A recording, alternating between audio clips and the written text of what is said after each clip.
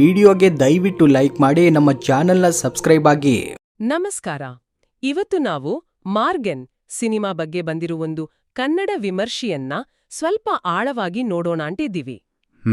ಅಂದ್ರೆ ಆ ವಿಮರ್ಶೆ ಏನ್ ಹೇಳುತ್ತೆ, ಚಿತ್ರದ ಪ್ಲಸ್ ಏನು ಮೈನಸ್ ಏನು ಅಂತ ಅದರ ಒಂದು ವಿಶ್ಲೇಷಣೆ ಮಾಡೋಣ. ಹೌದು, ಖಂಡಿತ.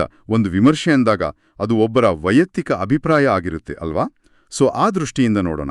ಕರೆಕ್ಟ್. ಸರಿ, ಈ ವಿಮರ್ಶೆ ಪ್ರಕಾರ ಫಸ್ಟ್ಗೆ ಗಮನ ಸೆಳೆಯೋದೇ ಚಿತ್ರದ ಕಾನ್ಸೆಪ್ಟ್ ಅಂತೆ. ಒಬ್ಬ ಪೊಲೀಸ್ ಆಫೀಸರ್, ಅವನ ಪಾಸ್ಟ್ನಲ್ಲಿ ಏನೋ ಒಂದು ಘಟನೆ ಆಗಿರುತ್ತೆ, ಅದರಿಂದ ಅವನ ಒಂದು ಭಾಗ ಕಪ್ಪಾಗಿರುತ್ತೆ. ಅವನು ಯಾರನ್ನೋ ಹುಡುಕ್ತಾ ಇರ್ತಾನೆ. ಓಕೆ. ಇದ್ರ ಜೊತೆಗೆ ಕೆಲವು ಎಲಿಮೆಂಟ್ಸ್ ಅಂದ್ರೆ ಬಾವಿ, ಆಮೆ, ದೇವಸ್ಥಾನ, ಅವನೇನೋ ಚಿತ್ರಗಳನ್ನ ಗೀಚ್ತಾ ಇರ್ತಾನೆ. ಇದೆಲ್ಲ ಒಂಥರ ವಿಶಿಷ್ಟವಾಗಿದೆ ಅಂತ ವಿಮರ್ಶಕರು ಹೇಳ್ತಾರೆ. ಹೌದು, ಆ ಆರಂಭಿಕ ಸೆಟಪ್ ಇದೆಯಲ್ಲ, ಅದು ಕುತೂಹಲ ಕೇಳಿಸುತ್ತೆ ಅಂತ ವಿಮರ್ಶೆಯಲ್ಲಿ ಹೇಳಿರೋದು ನಿಜ. ಅಂದ್ರೆ ವಾಸ್ತವಕ್ಕೆ ಸ್ವಲ್ಪ ಫ್ಯಾಂಟಸಿ ಬೆರೆಸಿ ಹೌದು ಒಂದು ನಿಗೂಢತೆ ತರೋ ಪ್ರಯತ್ನ. ಆ ಬಾವಿ, ಆಮೆ ಎಲ್ಲ ಸಿಂಬಾಲಿಕ್ ಆಗಿ ಏನೋ ಹೇಳ್ತಿದೆ ಅನ್ನೋ ಫೀಲ್ ಕೊಡುತ್ತೆ. ಎಕ್ಸಾಕ್ಟ್ಲಿ. ಪ್ರೇಕ್ಷಕರನ್ನ ಒಂಥರ ಕನ್ಫ್ಯೂಸ್ ಮಾಡೋ ಪ್ರಯತ್ನನೂ ಇದೆ ಅಂತ ಹೇಳ್ತಾರೆ. ಕಡಿಮೆ ಬಜೆಟ್ನಲ್ಲಿ ಫ್ಯಾಂಟಸಿ ತಂದಿರೋದು ಮತ್ತೆ ಅದರ ಬಗ್ಗೆ ಏನಿದು, ಎಲ್ಲಿಂದ ಬಂತು, ಇದರ ರೂಲ್ಸ್ ಏನು ಅಂತ ಪ್ರಶ್ನೆಗಳು ಮೂಡಿದ್ರು. ಆ ಕ್ಯೂರಿಯಾಸಿಟಿನ ಕಾಯ್ಕೊಂಡು ಹೋಗೋ ರೀತಿ, ಸ್ಪೆಷಲಿ ಪೊಲೀಸ್ ಸ್ಟೇಷನ್ ಸೀನ್ಸ್ ಎಲ್ಲ ಎಂಗೇಜಿಂಗ್ ಆಗಿತ್ತು ಅಂತ ವಿಮರ್ಶೆಯಲ್ಲಿ ಮೆನ್ಷನ್ ಮಾಡಿದ್ದಾರೆ. ಇದು ಇಂಟ್ರೆಸ್ಟಿಂಗ್ ಪಾಯಿಂಟ್. ಆದ್ರೆ ಇದ್ರ ಜೊತೆಗೆ ವಿಮರ್ಶೆ ಇನ್ನೊಂದು ವಿಷಯವನ್ನ ಹೈಲೈಟ್ ಮಾಡುತ್ತೆ. ಅದು ವರ್ಣಭೇದ ನೀತಿ, ಅಂದ್ರೆ ರೇಸಿಸಂ ಬಗ್ಗೆ.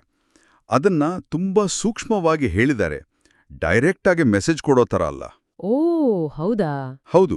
ಸಮಾಜದಲ್ಲಿ ಹೇಗೆ ನಡ್ಕೊಳ್ಳುತ್ತೆ ಅನ್ನೋದನ್ನ ಆ ಪಾತ್ರದ ಕಪ್ಪು ಮೈಬಣ್ಣದ ಮೂಲಕ ಮತ್ತೆ ವಿಮರ್ಶಕರು ತಮ್ಮದೇ ಅನುಭವವನ್ನು ಹೇಳ್ಕೊಂಡಿದ್ದಾರೆ. ಓ, ನಾನೂ ಕಪ್ಪುಗಿರೋದ್ರಿಂದ ನಮಗ್ ಗೊತ್ತು ನಮ್ಮನ್ನ ಹೇಗೆ ಟ್ರೀಟ್ ಮಾಡ್ತಾರೆ ಅಂತ. ಈ ಥರ ಹೇಳಿರೋದು ಆ ಅಂಶಕ್ಕೆ ಒಂಥರ ತೂಕ ಕೊಟ್ಟಿದೆ ಅಂತ ಅವ್ರಿಗನ್ಸಿದೆ. ಅದು ನಿಜಕ್ಕೂ ಗಮನಾರ್ಹ ಅಂಶ. ಹಾಗೆಯೇ ಚಿತ್ರಕಥೆ ಬಗ್ಗೆನೂ ಪಾಸಿಟಿವ್ ಆಗಿ ಹೇಳಿದ್ದಾರೆ ಅಲ್ವಾ? ಹೌದು. ಅನಗತ್ಯ ಸೀನ್ಗಳಿಲ್ಲ, ಹಾಡುಗಳಿಲ್ಲ, ಲವ್ ಸ್ಟೋರಿ ಇಲ್ಲ, ಸುದೀರ್ಘ ಫ್ಲಾಶ್ಬ್ಯಾಕ್ ಇಲ್ಲ. ಸಿನಿಮಾ ಸ್ಟ್ರೀಟ್ ಆಗಿ ವಿಷಯಕ್ಕೆ ಬರುತ್ತೆ. ಒಂದೇ ಟ್ರ್ಯಾಕ್ನಲ್ಲಿ ಹೋಗುತ್ತೆ. ಅದೇ, ಒಂದೇ ಟ್ರ್ಯಾಕ್ನಲ್ಲಿ ಹೋಗುತ್ತೆ. ಅದು ಪ್ಲಸ್ ಪಾಯಿಂಟ್ ಅಂತ ಹೇಳಿದ್ದಾರೆ. ನಟನೆಯೂ ಚೆನ್ನಾಗಿದೆ ಅಂತಾರೆ.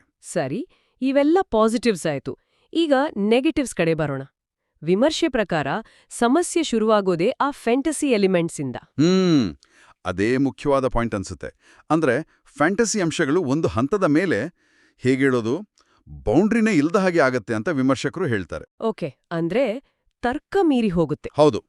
ಹೀಗೂ ಮಾಡ್ಬೋದಾ, ಈ ಪವರ್ ಕೂಡ ಇದೆಯಾ ಅಂತ ಪ್ರೇಕ್ಷಕರಿಗೆ ಅನ್ಸಕ್ ಶುರುವಾಗಿ ಆ ಕತೆ ಮೇಲಿನ ನಂಬಿಕೆನೇ ಹೊರಟುತ್ತೆ ಅನ್ನೋದು ಅವ್ರ ವಾದ. ಇದ್ರ ಎಫೆಕ್ಟ್ ತನಿಖೆ ಮೇಲೆ ಆಗುತ್ತೆ ಅಂತನೂ ಹೇಳಿದಾರಲ್ವಾ? ಎಕ್ಸಾಕ್ಟ್ಲಿ. ಇನ್ವೆಸ್ಟಿಗೇಷನ್ ಪಾರ್ಟಲ್ಲಿ ಒಳ್ಳೆ ಬರವಣಿಗೆ, ಟ್ವಿಸ್ಟ್ಗಳಿರೋ ಬದಲು ಸುಮ್ಮನೆ ಎಲ್ಲವನ್ನೂ ಆ ಪಾತ್ರದ ಸೂಪರ್ ಪವರ್ ಇಂದಾನೇ ಸಾಲ್ವ್ ಮಾಡ್ಕೊಂಡು ಹೋಗ್ತಾರೆ. ಓಹೋ, ಅಂತ ಅನ್ಸುತ್ತೆ. ಇದರಿಂದ ಕೆಲಸ ಬೇಗ ಆಯ್ತು, ಆದರೆ ಇನ್ವೆಸ್ಟಿಗೇಟಿವ್ ಥ್ರಿಲ್ಲರ್ಗೆ ಬೇಕಾದ ಬಿಲ್ಡಪ್, ಸಸ್ಪೆನ್ಸ್ ಕಡಿಮೆ ಆಯಿತು ಅನ್ನೋದು ವಿಮರ್ಶಕರ ಅಭಿಪ್ರಾಯ. ಹಾಗಾದ್ರೆ ಕ್ಲೈಮ್ಯಾಕ್ಸ್ ಅಲ್ಲಿ ಬರೋ ರಿವೀಲ್ ಕೂಡ ಅಷ್ಟೊಂದು ಇಂಪ್ರೆಸ್ ಮಾಡ್ಲಿಲ್ಲ ಅಂತ ಹೇಳಿರ್ಬೇಕು. ಅದೇ ಪಾಯಿಂಟ್. ತನಿಖೆಯ ಭಾಗನೇ ಅಷ್ಟು ಸ್ಟ್ರಾಂಗ್ ಆಗಿ ಇಲ್ಲದಿರೋದ್ರಿಂದ ಕೊನೆಗೆ ಬರುವ ಆ ರಿವೀಲ್ ಅಷ್ಟೊಂದು ಪರಿಣಾಮಕಾರಿಯಾಗಿರ್ಲಿಲ್ಲ, ಕನ್ವಿನ್ಸಿಂಗ್ ಆಗಿರ್ಲಿಲ್ಲ ಅಂತ ಅವರಿಗೆ ಫೀಲ್ ಆಗಿದೆ. ಓಕೆ. ಬಹುಶಃ ಆ ತನಿಖೆಯನ್ನ ಇನ್ನಷ್ಟು ಚೆನ್ನಾಗಿ ಕಟ್ಕೊಡಿದ್ರೆ ಆ ರಿವೀಲ್ಗೆ ಇನ್ನಷ್ಟು ತೂಕ ಬರ್ತಿತ್ತೇನೋ ಅಂತ ಅವರಿಗೆ ಅನ್ಸಿದೆ. ಅರ್ಥ ಆಯ್ತು. ಹಾಗಾದ್ರೆ ಒಟ್ಟಾರೆಯಾಗಿ ವಿಮರ್ಶಕರ ಫೈನಲ್ ವರ್ಡಿಕ್ಟ್ ಏನು? ಅವರ ಪ್ರಕಾರ ಇದೊಂದು ಗುಡ್ ವಾಚ್. ಒಂದು ಹೊಸ ಪ್ರಯತ್ನ ಮಾಡಿದಾರ, ಸೊ ಯುನೀಕ್ ಥ್ರಿಲ್ಲರ್ ಅಂತ ಹೇಳ್ಬೋದು. ಓಕೆ. ಕೊನೆಗೆ ಲಾಜಿಕ್ ಮೀರಿದ್ರೂ ಆ ಹೊಸತನದ ಅನುಭವಕ್ಕೋಸ್ಕರ ನೋಡ್ಬೋದು. ಆದ್ರೆ ಆ ತನಿಖೆ ಭಾಗ ಇನ್ನೊಂದಿಷ್ಟು ಚೆನ್ನಾಗಿದ್ರೆ, ಫ್ಯಾಂಟಾಸಿಗೆ ಒಂದು ಲಿಮಿಟ್ ಇದ್ದಿದ್ರೆ ಸಿನಿಮಾ ಬೇರೆ ಲೆವೆಲ್ಗೆ ಹೋಗ್ತಿತ್ತು ಅಂತ ಅವರ ಅಭಿಪ್ರಾಯ.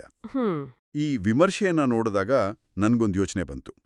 ಅಂದ್ರೆ ಈ ತರ ಹೊಸ ಯುನೀಕ್ ಕಾನ್ಸೆಪ್ಟ್ಗಳನ್ನ ಟ್ರೈ ಮಾಡುವಾಗ ಆ ಕಾನ್ಸೆಪ್ಟ್ನ ಫ್ರೀಡಮ್ ಮತ್ತು ಕಥೆಯ ಲಾಜಿಕ್, ಪ್ರೇಕ್ಷಕರ ನಂಬಿಕೆ, ಇದರ ಮಧ್ಯೆ ಬ್ಯಾಲೆನ್ಸ್ ಮಾಡೋದಿದೆಯಲ್ಲ, ಅದು ದೊಡ್ಡ ಚಾಲೆಂಜ್ ಅಲ್ವಾ? ನಿಜ.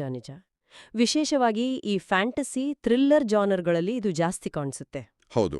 ಹೊಸತನದ ಹುಡುಕಾಟದಲ್ಲಿ ಕೆಲವೊಮ್ಮೆ ಕಥೆಯ ಸಹಜತೆ, ತರ್ಕ ಸ್ವಲ್ಪ ಹಿಂದೆ ಬಿಡೋ ಸಾಧ್ಯತೆ ಇರುತ್ತೆ. ಸರಿ, ಇದು ಮಾರ್ಗನ್ ಚಿತ್ರದ ಮೇಲಿನ ಒಂದು ವಿಮರ್ಶೆಯ ನಮ್ಮ ನೋಟ ಆಗಿತ್ತು. ವಿಮರ್ಶಕರು ಎತ್ತಿದ ಅಂಶಗಳು, ಪಾಸಿಟಿವ್ಸ್ ಮತ್ತು ನೆಗೆಟಿವ್ಸ್ ಖಂಡಿತವಾಗಿಯೂ ಆಲೋಚನೆಗೆ ಹಚ್ಚುತ್ತೆ. ಹಾಗಾದ್ರೆ ಈಗ ಕೇಳುಗರಿಗೆ ಒಂದು ಪ್ರಶ್ನೆ ಮೂಡ್ಬೋದು. ಒಂದು ಕಥೆಯಲ್ಲಿನ ಹೊಸತನ ಅಥವಾ ಒಂದು ಯುನೀಕ್ ಐಡಿಯಾ ಅದು ಕಥೆಯ ಲಾಜಿಕಲ್ ತಪ್ಪುಗಳನ್ನ ಮರೆಮಾಚುವಷ್ಟು ಅಥವಾ ಮನ್ನಿಸುವಷ್ಟು ಸ್ಟ್ರಾಂಗ್ ಆಗಿಬೇಕಾ? ಹೊಸತನಕ್ಕೆ ನಾವು ಎಲ್ಲಿವರೆಗೆ ಪ್ರಾಮುಖ್ಯತೆ ಕೊಡ್ಬೋದು?